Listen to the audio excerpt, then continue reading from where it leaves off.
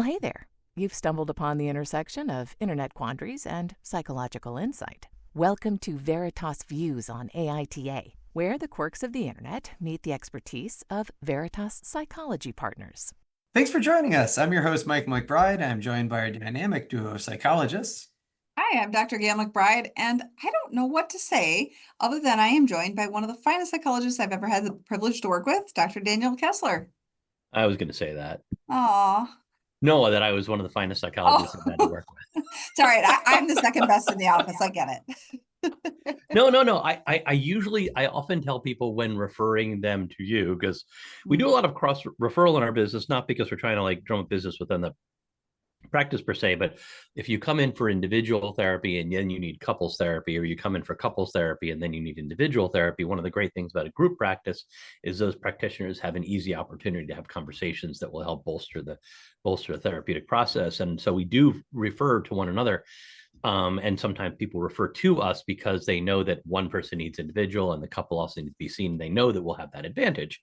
And I usually tell people that she's like 15% to 20% better than me is what I typically tell people, in all seriousness. And I think it's just because you're more organized and planful than I am. It's a good business to be in together. So there you go. There's our like, oh, I think my business partner is terrific that we often start out with. So All right, the Mutual Adoration Club. yeah, let's move on from that.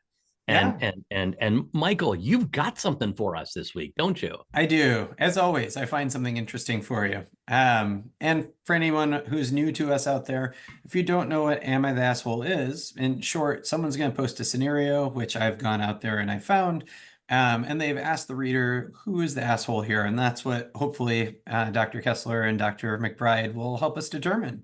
I'm going to jump in right here. For a second. I just realized something. This entire podcast was designed to give Michael plausible deniability for sitting around surfing the internet or surfing social media, because he can always say, well, I'm doing research, honey. So this entire podcast was designed so that Michael, I don't think I'm disclosing anything we don't want to disclose. Gayle and Michael MacBride are married partners of each other. And I think this entire thing was designed so Michael could say, I'm just doing research. Huh. What do you think, Gayle? I think there's probably some Veritas in that. Well done. There's yes, I know, right? See the bonus conversation that's linked to. Yes, Michael, please continue. Sure. Now that I have cast aspersions on you. I appreciate it. And I would say life is research as well, right? Like you acquire knowledge and information. Anyway, so also if you're new and you've stuck this far, you should know that at the very end of the after the credits, we also have a bonus conversation, which is often kind of fun as well. But anyway, for right now, Gayle or Dan have not seen this. I haven't tipped my hat to what we're going to talk about. I always like to see what happens when we give it to them cold. So today's headline. Served cold like a good gazpacho. I put that on a t-shirt. With apologies, there's no such thing as a good gazpacho. I do agree with you. I don't really like gazpacho, but all of a sudden, the moment that hit me. Sorry, guys. Continue, please, Michael. All right. The headline this time is, Am I the asshole for not retaking the family photo since my daughter-in-law was not in it? And no. Okay. That's it. If you're new, well, sure sometimes they're really short. That led the daughter-in-law to not be there, but this is going to be a really interesting conversation, and the other Dr. MacBride on this call knows why. So please continue. Dan selected this, I think, for a reason. There's something personal here. Every couple of years, we get everyone together and do a giant family portrait. It's about 40 people. Our last one was in 2018, and we decided to do this again. I organized the whole thing, and everyone was told that small pictures will be done at 4, and the big picture, I assume by small pictures, they just mean like the smaller individual families. So the bigger picture is at 5. Afterwards, we get dinner. The issue is that my son and daughter-in-law were running late. Wasn't a big deal since it was just the small pictures. They get here in time for the large picture. I asked everyone to be there on time. I called twice if anyone is missing. Everybody lined up, and the photographer takes like 15 minutes of the big picture. Everyone is hungry and hurrying to get food. My daughter-in-law soon comes out asking about the picture. It is around 5:30 at this point. She told me she was in the bathroom fixing her hair when the picture was taken. She asked me to round everybody up again to take the picture. I told her no, that she was late, coming to the event, and couldn't care enough to be actually on time for the photo. I'm not gathering everyone up again and paying the photographer an extra hour. Can you be nicer about it? Okay. I mean, Michael, we're just You're going to jump in leaning and into the interrupt you. assholeness here. You gotta give it time. No, he was doing fine up until there. Holy, come on. Like, I know sometimes it's those subtle, in this case, not subtle at all, but like sometimes you got to think about those word choices for sure. Yeah, absolutely. Anyway, I'm not going to pay the photographer another hour. He was done and packed up at this point. This caused a huge argument between her and me. My son is demanding I get her in the picture, and I told him to pay someone else to Photoshop her in. Am I the asshole? Oh, wow. Yeah. I mean, we both have jumped on the fact that it's not the content of the disagreement, it's the process. How you present your dissent matters. How you respond to this. Yeah, so often. So, and that is what we jumped on. Like, as Michael's talking, it's like, no, that's a pretty. I mean, the photographer's packed up. We paid for an hour. You were not there. We asked for you to be there. All of that, like, you're not an asshole. No. And then he throws in what was that? There was something you know what's interesting about this, Gayle? I don't remember the words, but I but you always remember how you feel when someone speaks to you. I totally remember the tone of the words and the emotional response I had. And that's absolutely right. This is what causes so many arguments with couples, so many arguments with friends or family members. I only said this, but the tone and the emotion carried in that is what the person's responding to, not the words. Go ahead, Gayle. Sorry. Well, no, just that. Like, we don't remember verbatim. This is why eyewitness testimony is so problematic, and why we see this show up as a common point of dissension and disagreement in couples work that we do, is I didn't say that. However, what is also often missing is this is how I felt when I heard it. And maybe I can't regurgitate the words precisely, but I know how your words made me feel. And we need to think about that really carefully when we communicate. And I do think very often it's a stereotype for a reason. In-law, daughter-in-law. You said he. I actually think this is a mother-in-law. I don't know if we have gender confirmation or if it matters.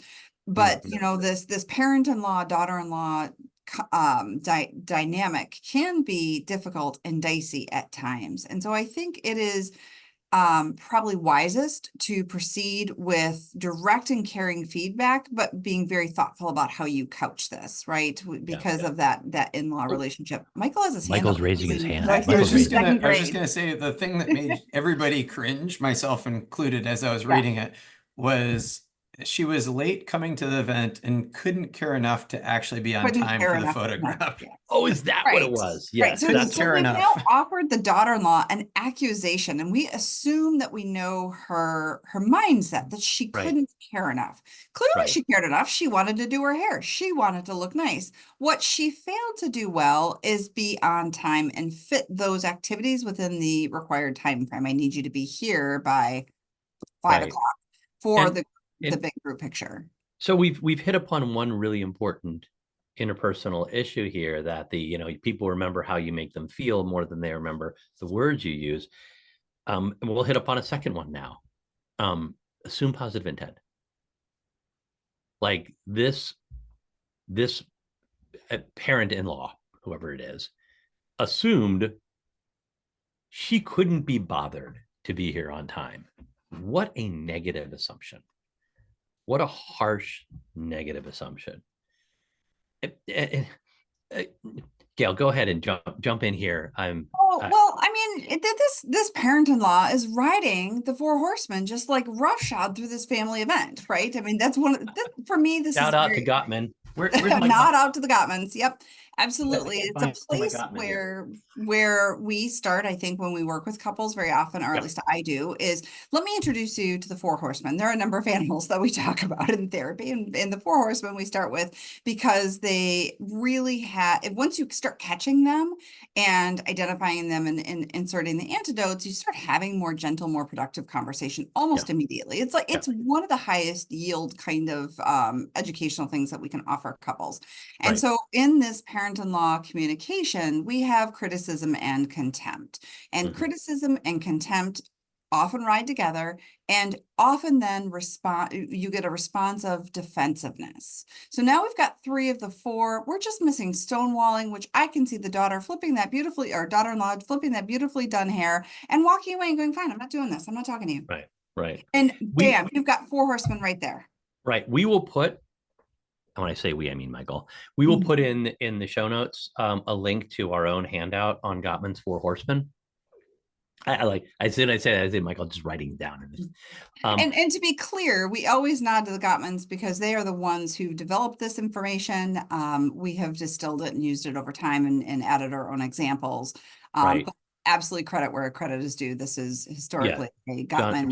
John and Julie Gottman have done, or Julie and John Gottman have done a terrific job of putting that together. And we riff off it a bit.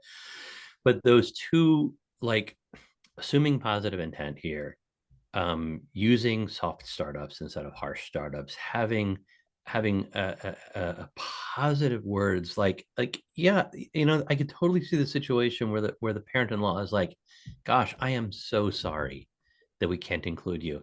The photographer is done for the day. We can't call everyone back. They've started eating. The kids have shit all up, food all over their faces. The parents have this. There's a thing over there. The photographer's packed up. Like, I can completely see how a gentle, like, I am so sorry we can't include you here, but it isn't possible, would not have caused the fight. It wouldn't have been any different, and we would be saying, you're not the asshole. For sure you're not the asshole. Because of that harshness and that negative assumption, that's what created the fight. That's what this person is missing when they post it.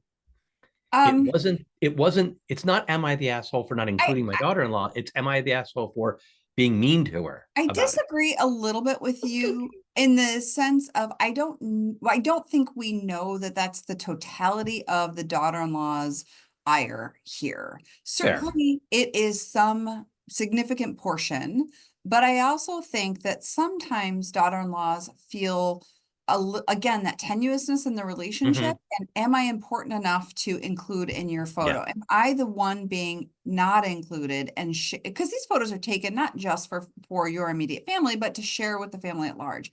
And feeling excluded is a really hard emotion to deal with. And so it may just simply be not only that she received the message in a harsh way, but essentially then isn't going to get the outcome, which is, I'm going to be represented in this photo in any way, shape, or form. Now, again, I think she did some things to stack that deck against her, and that's difficult, but she may still feel upset and angry to not have a photo of her included. Oh, sure. Then there may certainly be that history, and I'm trying to, like, get in her shoes for a moment. Imagine, like, she's going, oh, this picture is so important. We haven't done one in 6 years now. I'm really looking forward to this. I want to just write, and her making herself up, and like the phone goes, on the counter, and she's like, I'm not paying attention to my phone. I got to get ready. I got to be prepared for this. They're just doing the individual photos. I want to get ready. And they're like coming outside, like all excited. I'm gonna get in this picture, and then everyone's like chowing down on ribs. I had ribs in my head too, like ribs and in my head they're having ribs and corn on the cob and potato salad, and the kids already have like smears of barbecue sauce on them, and exactly. So like, and then like, they're that's the image I get, and her like, but call everyone back. You weren't ready. Like, yeah. Like I get it. Michael's got it. Michael. Like the floor. I appreciate you calling on me. I'm the only one in the classroom, but thank you. Our classroom is lopsided, 2 teachers and 1 pupil. So we're not quite to the part where we talk about what the internet says, but 2 questions were brought up that were kind of interesting that I wanted to make sure that you guys had a chance to chat about. One was, why didn't her son say anything? Like the Right. husband to the daughter-in-law clearly knew Thank she you. wasn't there. Yeah, And I that had is a a thought as strange- you were reading it, and I wanted to circle I back. didn't. Thank you for mentioning it. He And should have the- stuck up for her. And the poster did come back and say, I don't know. That was one of the few things that she clarified is, I don't know. And it does seem like it was a mother who is the Oh, poster, okay. All since right. you had mentioned that. The other one was people mentioning that it sounds like potentially the relationship between the mother and daughter-in-law has issues in the past. Yeah, like this probably clearly. isn't the first thing. This is not the first And- disagreement, and nor the first time this daughter-in-law feels probably dissed and unimportant to the Yeah. mother-in-law. And that could certainly play into this quite a bit. And I could absolutely see if there is that history, this Mhm. creating a little bit more of that conflict. And we don't know. We're always judging these in a vacuum. Yeah. Which is why we try to like disclaim the hell out of things like we're not making judgments based on a whole lot of knowledge here. We're making judgments on what the person chooses to say and what the internet asks them, and then they clarify, which in this case it sounds like not much. So I do want to see, I would like to sit down and go like, what is your history here Mhm. that might have led to this particular set of decisions? I also think there's so many opportunities for them to have been nice to each other in this situation and apologetic and So let's go back though, because Michael brings up or reminds us of an important point here is the daughter-in-law was the only one missing. And so nobody went, hey, and I'm going to make up a name. Where's Sarah? Where is she? Is she here? Right? Or her husband in this case going, oh wait, my wife's not here. Like, where is the advocacy for this woman to say, you know what, she's going to be 15 more minutes getting her hair done? Because then we could have maybe even prevented the problem. And maybe the outcome would have been the same. I mean, maybe it's nope, we got the photographer till 5:30 and we got to get going. If Sarah's not here and her hair's not done, too bad. But I don't like that happened. Nobody stuck up for her while she was not present. And that really was ideally her husband's job to say, hey, my partner is not here. that's fair. That's And Sarah's job to be really there on fair. time. I've named her Sarah. I don't know why. No, that is really fair. I'm gonna run with the Sarah naming here and say, yeah, it seems quite reasonable to say for someone again. I would also nominate her husband to say, hey, Sarah's not here. Can we please track her down so that she can be in this picture? Because I really don't want her to be excluded from this picture. Right. Or And this that's picture is not complete without her. right. That's powerfully unfortunate that no one did that. And I agree. I want to look into. I want to know more about that. Right. And I think it's stranger still, because typically in these kinds of photos, you stand near your spouse. So Ooh, he I've knew been in she a number of these wasn't pictures. You there. absolutely do. You're like, Right. okay, you move over here, and can you stand? Oh, wait, hey, Susan, go stand next to Jimmy over there. Like, and then Susan goes over and stands next to Jim, because no one calls him Jimmy except for the people who've known him since he was a little kid, and he gets a little annoyed. Like, why are you calling me Jimmy? I've been Jim since I was 12, and I'm a 43-year-old grown ass man. Thank you very much.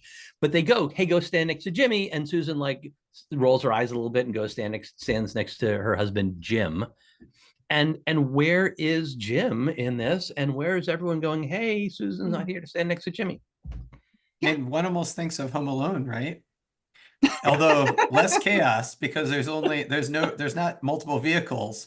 And so I would nominate neighbor instead of kid Jim, I sneaking in would the go back. with Kevin maybe as a name for the husband here. Michael, I wanted to be able to riff on the Jimmy Jim thing, so Okay. Kevin doesn't work. Sorry. Gotcha. And like part of my family gathers and does a very large photo every year. And this is, and I put in air quotes. Is this our bonus conversation? No, it just, No. there's only 40 people here. So it's not like there's you're only 40. losing Because that wait, many pause, people. Michael, we need to give some context here. In the big family photo, and it's a big family photo, it's 80 to 100 of your closest family members in a photo, organized, sometimes in matching t-shirts. for a moment in time, but it is scheduled and you show up. And quite frankly, if you're not there, we don't know, because in this particular photo, this is one time where you don't necessarily get next to your spouse. You just get a seat, because otherwise it's too big and it's too much chaos. But at a 40 person, you find your spouse, you make sure your kids are present, and you smile for the camera and you get her done. Right. No, And we've done this before. They've done this shit show before. This is not a new rodeo for this family. Yeah. It might be a new rodeo for the daughter-in-law. I mean, No, that's one thing we don't sounds know. like she had been in it before. It was really important for her to do it again, I thought. She's not the new daughter-in-law, right? She's not the new daughter-in-law. Rolling back to the, should we answer the question now? Sure. Yeah. So, not the asshole for not including her, but totally the asshole for making negative assumptions, being harsh with her and unkind when you had an opportunity to be sympathetic and caring. Totally. So the original question is, am I the asshole for not calling everyone back? No, but that's the wrong question. But she's totally the asshole for the way in which she presented her response and the way she made her daughter-in-law feel. Okay. What do you think, Gayle? I absolutely agree, with a small addition. So I think, again, the original question is, am I the asshole for not calling everybody back? Nope, you're paying by the hour. And, maybe there was a point at which, we negotiate with the photographer, but that dime's on you, something. Too big a conversation in that chaotic moment. I think you are an asshole for how you presented this. And I sort of imagine this unfortunate world where the chaos of the photos and the group photo and the dinner and all of that left you justifying the bad behavior. I was overwhelmed and stressed and I snapped, but that's not okay. That's not it may be the reason it happened, but it is not an excuse. Does that make sense? Right. Yeah. And all right. Michael, what did the internet say? It's another very interesting one to me, because it was very universally, you're not the asshole. And a lot of people miss the nuances that you guys picked up on, which I always appreciate. That's because we're psychologists. Well, I know. I was going to say, we are trained at this. And I'll say we are trained professionals at nuances. One of the things. But here's the thing, but honestly, like, this is the sort of thing that comes to and we make light of this right now, but this is the sort of issue that comes to us all the time. People get caught on the wrong question. Am I the asshole for this? No. But the way you reacted made that person feel terrible. And the way I just remember I'm just going to talk about myself here again. So, like, early on, I totally forgot the words she said, but I remembered the emotional response. And Gayle, you called that out so nicely in talking about the way we respond to people. This is the nuance that people miss when they're having relationship struggles. Absolutely. Sorry, Michael, please continue. That's okay. It was interesting, the number of photographers that weighed in as on comments here. Nice. They all said, this is 100% on the daughter-in-law. She knew when and what was happening, wasn't there. This is exactly what I tell my clients all the time, usually wedding clients during family formals. If someone is missing, then that is on them. They were told where to be. I only have so much time, and there's only so much coordination I can handle. There were a number of people who weighed in saying, like, somebody used to do the family photos, now I do it, and this is a nightmare every year. Somebody frequently gets left out, or something happens, and we always try to redo these, and it is a mess. And there's a lack of gratitude for the work that goes into organizing. And so I think your point's a good one about in this case, the mother-in-law, or the son's mother, however you want to think about her, probably feeling stressed and worn and unappreciated in the situation for having paid for the photographer and organizing this and all this stuff. The one kind of outlier got voted down an awful lot, but they still had 4 positive votes, so they're still above water. And this was the one I probably most closely related to, which was, everybody sucks here. How did your son not realize his wife was missing? And why didn't he speak up? It's still the daughter-in-law's responsibility to not fix her hair for 15 minutes straight when they're already late. I don't know the history between you and your daughter-in-law, but the first reason you used was because you decided she didn't care to be there. Everybody sucks here. I'm sorry. You all need to do some work. You know I what? like that response. Yeah, I'm gonna go. I think I'm gonna go with the with downvoted guy's response. I Yeah, think it's perfect. I think it's it absolutely perfect. really nailed all of the elements that we've Mhm. been talking about and really put responsibility in the right court here. Right. No, that's a perfect response. It Everyone sucks really here is. except the photographer. Exactly. Yeah. Love it. Yeah. No, you shouldn't have been mean. I love it. I had a thought as Michael was reading through that, and so I just want to roll back a moment. The nightmare that is being the photographer, and our intro outro voiceover talent.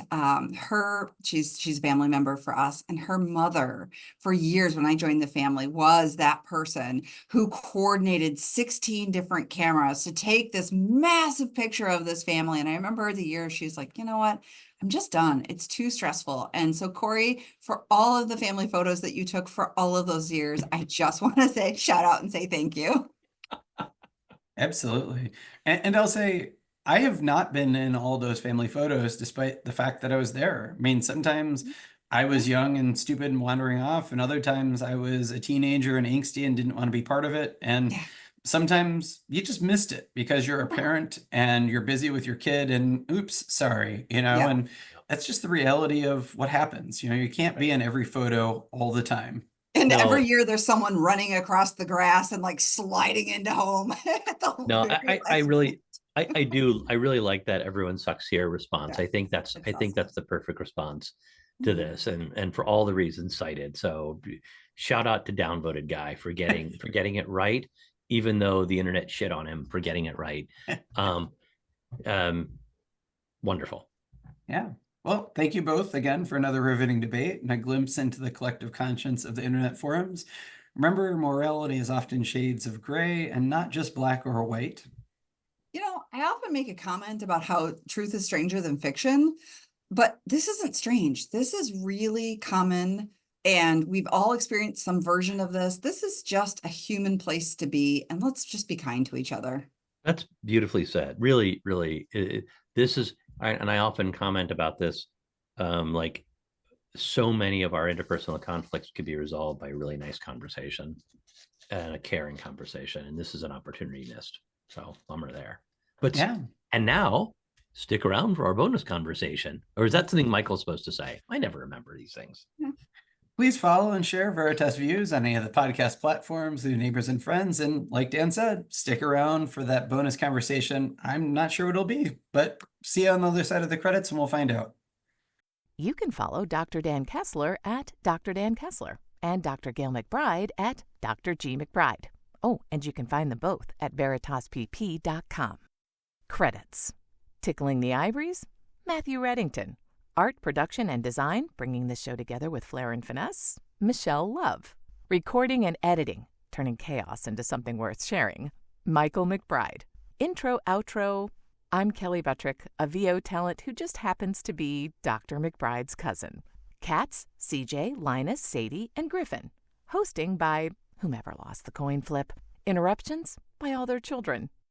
The content of this podcast is for informational and educational purposes only and is not a substitute for professional mental health advice, diagnosis, or treatment. Listening to this podcast does not constitute a therapist-client relationship. If you believe you may be experiencing a mental health issue, please seek the assistance of a qualified mental health professional. If you are experiencing a mental health crisis, you can call or text 988 from anywhere in the U.S. to be connected to Crisis Mental Health Services. Thanks for listening. As promised, here is that bonus conversation. So I've got a crutch in therapy. I have a beverage in my hand at all times. It's usually a cup of coffee up until a certain time of day, and then it's water. But I like during the pandemic, I like when we were doing therapy with masks on, like I couldn't take it down. And I found myself like agitated all the time that I didn't have this crutch of being able to reach out and pause and think thoughtfully while I sip my coffee. Gayle, do you have a crutch like that? Something that you like have that you feel like the need that's extraneous to the moment that you feel the need to have with you during a therapy session? You're like, nope. That's a great question. Which is, by the way, how people answer when they have no clue as to what to say. Am I maybe vamping for a little bit of time? I think you might be vamping a little bit. I'm just wondering, like, is there something that you feel the need to have present in order to do a good job, even though it's not technically necessary for therapy? No, I think for me, I tend to be one of those listeners that wants to be doing something while I listen. So I always tell people I listen a little better with my hands, right? So I like, I've got an acupressure ring that I might fidget with, or something like that. I tend to do that more on camera than in front of people, because I think people might find that to be distracting and rude. So I do have a mug that I will sometimes hold. It's not this, obviously, that's got kind of a mindful path on it. And I might kind of just trace that as I'm listening to someone. But not to do therapy better. Honestly, sometimes my beverage or something else is more as, I sometimes treat it more like a prop. Is not to give me time to think so much as to create a moment of emphasis where I might just, vamp up and play up a moment of taking a sip of something and then looking askance at something, just because people read those nonverbals, right, and internalize it, and it allows me to kind of exaggerate a reaction. I'm not one of those therapists that tries to do this absolute blank slate. I have no reaction. I think I started to try to do that in graduate school, and I had a wonderful mentor who basically said, you are a human in the room, you have emotions and you have reactions. Go ahead and allow those to be present as well. And it's funny because at least back when I was in grad school as well, and I went through grad school in the early 90s, that was still sort of the formula or the recommendation, like, don't show yourself, be the tabula rasa, be a blank slate for your client, and that's part of the old Freudian kind of projection and such. But I have to say, or transference, and I have to say that, like, I was never very good at that either. Yeah. And I think that one of the complaints that I sometimes hear, like when people talk about, like, I never knew what my last therapist was thinking. I never knew what was going on. Like, they didn't give me enough feedback. And I know that, Gayle, you and I both are those therapists who are happy to give our feedback, not in a judgmental manner, but like also not to mask who we are as people, because that matters. I mean, people, I think therapist because of that comfort level. People have said, I feel like you're really real. And they appreciate having a conversation with someone where they get something back. There's some bounce back there, as opposed to, if you hit a dead ball into a wall and it goes and it just drops, right? They're often not looking for that. So I think that humanity and my willingness to be who I am coming through in the room is honestly one of my greatest strengths. So I didn't really give you a great answer, I guess. I don't know. All right. No, it's perfect. Wonderful. Thank you. There you go. Yeah. All right. Thanks everyone for tuning in. Tune in again next year. Next year. Woo! Next year. Wow. We're not taking a sabbatical yet. We're going on hiatus? No. Next week. This is a weekly podcast, not an annual one. That'd be weird. That would be very boring. Tune in next week for another Am I the Asshole debate. We love hearing from you, so please review us on Apple, Spotify, or, well, wherever you're listening. If you enjoyed this podcast, please review, like, and follow. Also, give it a share. This helps us reach more listeners.